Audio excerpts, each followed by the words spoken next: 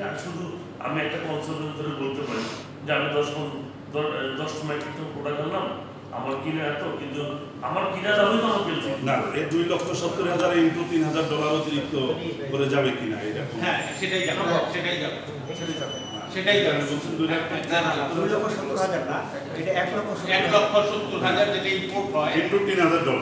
3,000 না 5,000 যেটা সিনথেটিক 3,000 যেটা হবে সেটা হবে 70%, যে 1,70,000 মধ্যে, আর 30% হবে সিনথেটিক, এটা 5,000 টাকা ইম্পোর্ট পাবো, এটা 30%, আর এটা বাকি 70%। তো 70% আর 30% ধরে আপনি হিসাব করবেন। 5,000 30%, 3,000 70%। আপনারা কি একটা ফিগারটা আমাদের আপনারা একটা এক্সাক্টলি ফিগার বললে আমাদের জন্য এটা সুবিধা। আচ্ছা, তাহলে এটা একটা ফিগার ক্যালকুলেশন করতে হবে। $1,000 কোটি।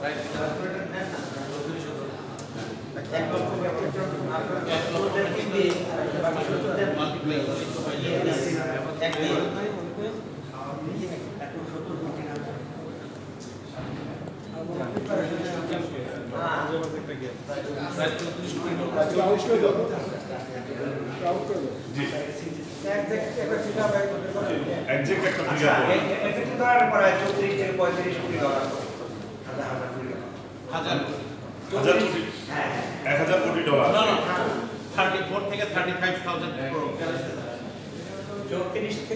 35 কোটি ডলার। আচ্ছা,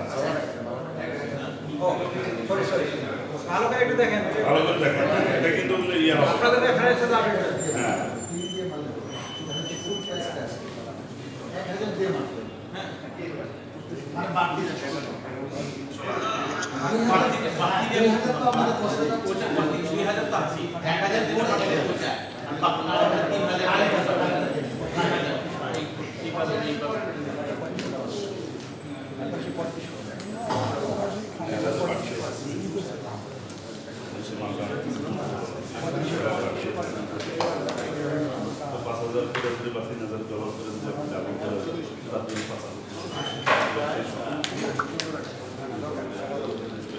আচ্ছা, আমরা যেটা ক্যালকুলেশন এভারেজ করলাম, আপনার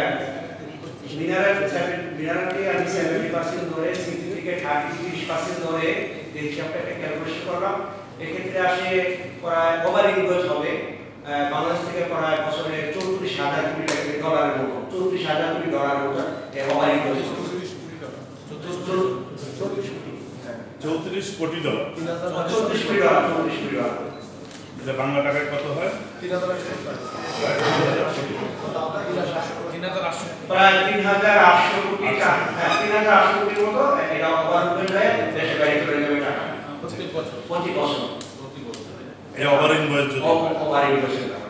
আচ্ছা, এটা তো ব্যবসায়ীরা, আমরা যেটা হমেশা জানি যে ব্যবসায়ীরা সাধারণত বিদেশের মধ্যে টাকা নিতে স্বাচ্ছন্দ্য বোধ করে, তো আপনারা এটা বিরুদ্ধে কেন দাঁড়ান? না, আসলে এটা আসলে ঠিক না যে আপনি যেটা প্রশ্ন করলেন যে ব্যবসায়ীরা কিন্তু এখন না, ব্যবসায়ী কিন্তু দেশটাকে টিকে আছে। আমি বলি বর্তমানে যে আমাদের পোল্ট্রি ব্যবসায়ী, যদি আপনি যদি শতকরা যদি একজনের জন্য আপনি সবাইকে দিতে পারবেন না, আমরা ব্যবসায়ীদের কারণে আজকে বাংলাদেশ আছে, বাংলাদেশে গিয়ে আজকে আমরা হিউজ পরিমাণ ট্যাক্স দিচ্ছি। আমার 1 কন্টেইনার আমি 15 লক্ষ টাকা করে সরকারের ট্যাক্স দিয়ে করছি।